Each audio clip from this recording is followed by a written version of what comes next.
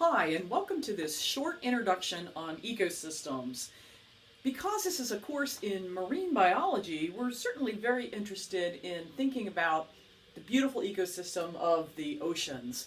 And I don't know anybody that doesn't like going to the beach, but experiencing the ocean in its fullest glory, the depths of the ocean, the surfaces, the different kinds of communities and ecosystems that are associated with the ocean, we really need to explore starting from the bottom up.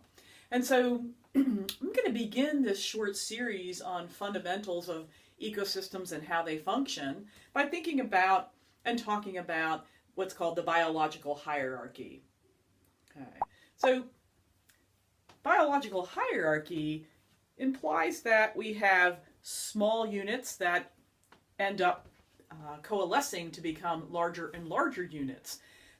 Most of you may already realize that most of the fundamental material of life is composed of things such as atoms. So atoms aren't alive, but when atoms come together, they can build important molecules such as DNA and other kinds of molecules, organic molecules, and some of the really important, what we call macromolecules that are important in forming the basis of life. Things such as proteins, carbohydrates, lipids. When these important biological molecules come together, we have the fundamental unit of life, which is the cell. All right, and so cells, such as this muscle cell here, are important subunits of larger units that we call tissues, such as, say, the tissue of your heart or other muscles that are in the body. Right? So we could have many cells that come together to form tissues.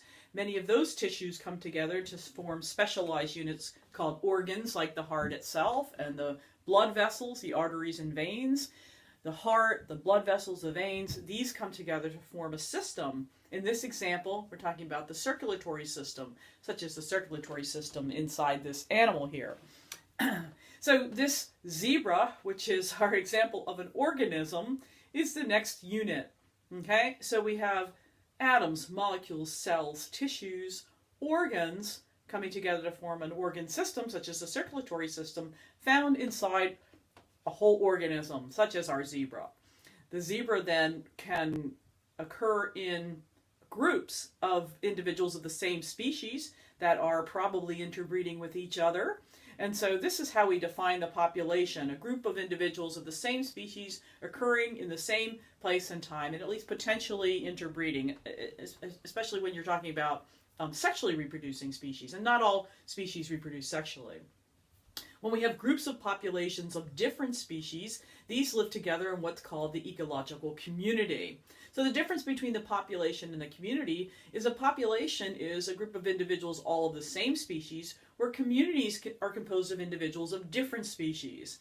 And beyond just having different species such as zebras and wildebeests and lions, and together with the plants such as the grasses in the savanna, or some of the trees that are present there, maybe birds flying above, all of these different species live together in a community, and they interact with each other. They're not just thrown together, but they interact in very systematic and precise kinds of ways.